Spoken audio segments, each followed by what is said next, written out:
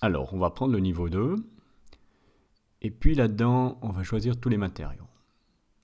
Puis la première chose qu'on va faire, c'est de fixer la température de service minimale à 500 degrés, donc c'est limite. Propriété thermique, et puis on va mettre 500 degrés comme minimum. Et puis là, on appuie sur appliquer.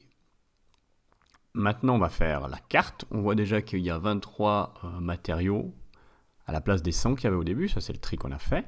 On fait la carte. Alors, on va mettre en Y les propriétés thermiques, la conductivité thermique. Et puis, sur l'axe des X, on va mettre propriété mécanique, la limite élastique. Voilà la carte. On voit qu'il y a beaucoup de matériaux en gris. C'est ceux qui n'ont pas passé la température de service.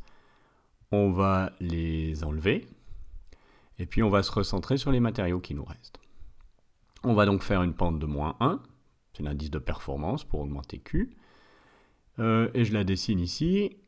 Et je vois que pour augmenter le flux de chaleur, eh ben, je vais devoir me déplacer en haut à droite. Donc, je vois que mon meilleur matériau, c'est l'alliage de tungstène. Par contre, il reste le critère selon lequel ça ne doit pas plastifier. Et puis, on a donc calculé une limite élastique de 2500 mégapascales. Je fais une ligne verticale, je la place à peu près à 2500 mégapascales. Je change les propriétés pour qu'on soit vraiment à 2500 mégapascales en X. Et puis, j'affiche la ligne sans sélectionner de fiche. Alors évidemment, là, on voit qu'il faudrait être à plus de 2500 mégapascales, donc l'alliage de tungstène ne va pas. Donc je vais réduire pour venir toucher la bulle de l'alliage de tungstène. Et puis je vais voir quelle est la limite élastique maximale de ce matériau. Et on est à peu près à 1230. Et avec 1230, il faudra une épaisseur que je vais recalculer de 0,41 mm.